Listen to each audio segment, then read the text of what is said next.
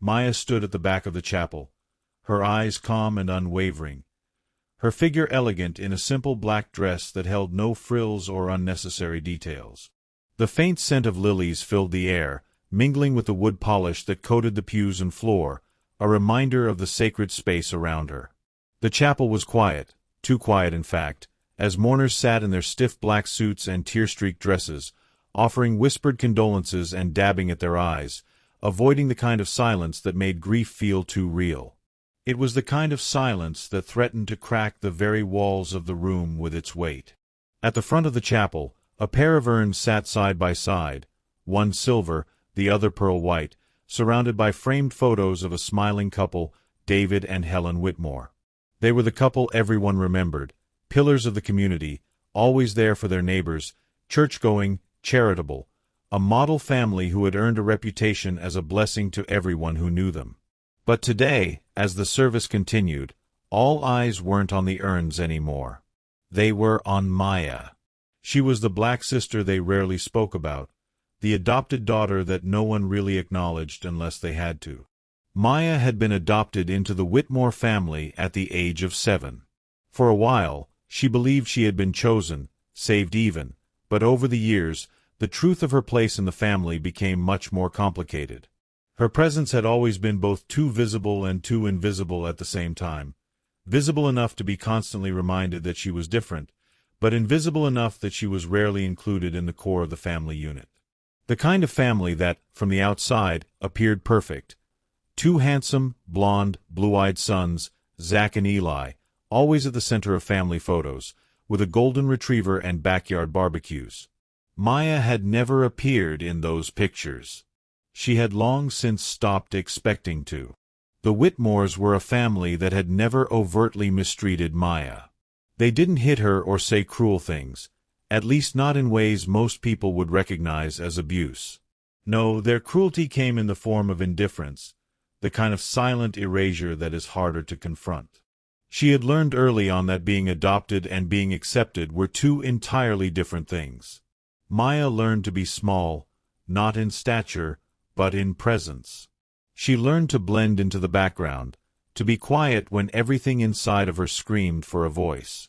She learned to say thank you when every word tasted like betrayal. She learned how to be a guest in her own home, to play a role in a family where she was expected to smile more for family photos but was rarely seen. She wasn't part of their inside jokes, their memories, or their shared history. The service continued, and Maya sat silently, not allowing the sorrow of the day to drown her as she once would have. She had done all her crying years ago, and now, as she sat in the second-to-last pew surrounded by relatives who had once called her brave for being adopted, she knew that her grief wasn't the same as theirs. Their mourning was about the loss of David and Helen, the people they knew and loved, but Maya's grief was more complex.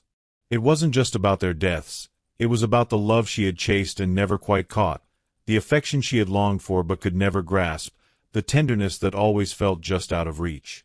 She hadn't come to this funeral for anyone else, certainly not for the people who had ignored her existence for so long. She had come for herself, to honor a part of her life that had always been complicated, that had always been surrounded by silence.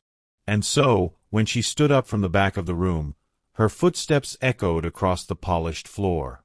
The sharp click of her heels caused a few people to glance nervously toward her, but Maya walked forward, calm and composed. She passed by rows of people whose eyes quickly darted away from hers, unsure of how to react to the adopted daughter who had always been a shadow in their lives. Some held their breath, others pretended not to notice her, and a few gave her the courtesy of a slight nod, acknowledging her presence but not her place. It didn't matter to Maya. She was there for herself. When she reached the podium, she didn't touch the microphone, didn't clear her throat, didn't fumble with the folds of her dress. She simply stood still, allowing the silence to gather around her like a heavy blanket. The quiet was palpable, thick in the air, as everyone waited for her to speak. Maya looked out across the room, across faces that had once told her to smile more in family photos, faces that whispered behind her back about how sweet she was, but never truly embraced her. She had heard it all before, The compliments and the reassurances that were meant to soothe her, but never quite made her feel like she belonged. Her place in the Whitmore family had always been questioned, and Maya knew that it always would be. And then, with a voice steady and warm, she spoke. "Thank you for being here today," she said, her words cutting through the silence like a quiet confession. The words were simple, yet they held so much weight, as if she were speaking them not just for the crowd but for the little girl she had once been, the girl who had believed with all her heart that this family, this house, could be home. Maya continued, her voice calm but carrying the weight of decades of silent suffering. "I was 7 years old when I first walked through the Whitmore's front door," she said, pausing for a moment, letting the words settle. "I remember the smell of Mom's perfume. I remember Dad's laugh, loud and sudden, like a thunderclap. I remember feeling, for the first time in a long time, like maybe, just maybe, I had a place." A few people shifted in their seats. Some exchanged glances, uncertain of what to make of her words. Zach and Eli, seated in the front row, sat stiffly, their arms folded tightly across their chests. Maya didn't care. This was her moment. "Growing up, things weren't always easy," Maya continued, her tone even, unflinching. "I didn't always feel like I fit.